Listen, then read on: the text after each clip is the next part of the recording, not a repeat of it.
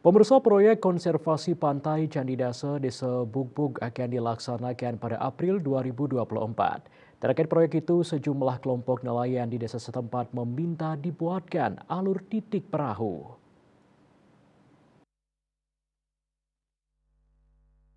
Anggota DPRD Karangasem asal Bugbog Inengah Suparte Rabu mengungkapkan pihaknya bersama kelompok nelayan, di antaranya kelompok nelayan Ayu Manik Segara, Sih Amerta Baruna, Ayu Segara, dan Sari Baruna, terus berkoordinasi dengan pihak Balai Wilayah Sungai Bali Penida.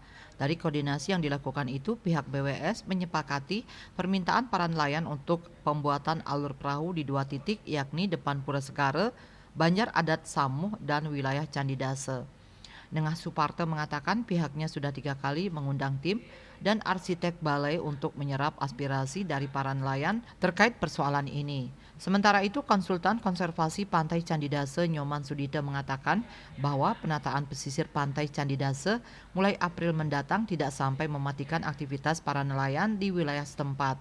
Selain membuat 2 titik alur perahu, para nelayan juga dibuatkan fasilitas seperti membangun balai penyimpanan mesin perahu di 4 titik. Eka Parananda, Bali Pos melaporkan.